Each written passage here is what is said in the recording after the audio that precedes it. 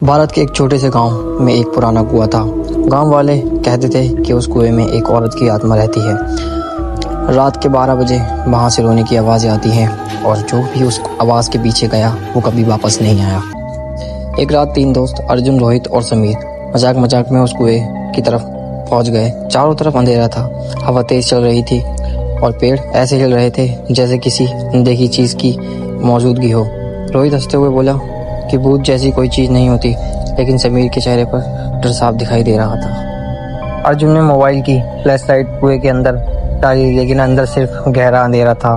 तभी अचानक कुएं के अंदर से धीमी आवाज़ आई, मुझे बाहर निकालो। तीनों के चेहरे डर से सफ़ेद पड़ गए। समीर काफ़ी आवाज़ में बोला कि तुम लोगों ने सुना। तभी अचानक कुएं के अंदर कुछ गिरने की तेज़ आवाज़ आई और मोबाइल की फ्लैशलाइट ब्लिंक करने लगी। माहौल धीरे धीरे और डरावना होता जा रहा था। तभी अर्जुन ने देखा कि समीर के पीछे सफ़ेद साड़ी पहने एक औरत खड़ी है, जिसके लंबे काले बाल उसके चेहरे को ढके हुए थे। अर्जुन डरते हुए बोला, समीर तेरे पीछे कौन है? लेकिन जैसे ही समीर पीछे मुड़ा, वहाँ कोई नहीं था। अचानक एक जोरदार चीख सुनाई दी और रोहित गायब हो गया। दोनों घबराकर उसे इधर उधर ढूंढने लगे, लेकिन चारों तरफ सिर्फ अंधेरा था। तभी कुएं के अंदर से एक सड़ा हुआ हाथ धीरे धीरे बाहर निकला और अर्जुन डरकर जमीन पर गिर पड़ा। उसी समय उन्हें एहसास हुआ कि गांव वालों की कहानी सच थी।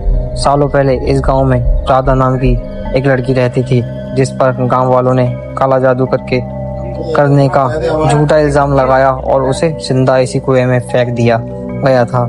मरने से पहले राधा ने कसम खाई थी कि जो भी इस कुएं के पास आएगा वो उसे कभी जिंदा वापस नहीं जाने देगी।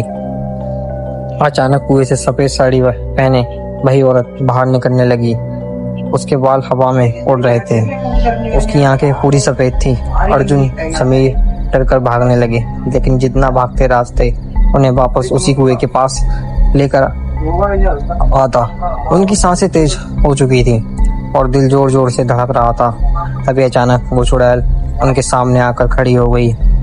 धीमी डरावनी आवाज में बोली, अब तुम्हारी बारी है। अगले ही पल पूरी रात एक जोरदार चीख से गूंज उठी।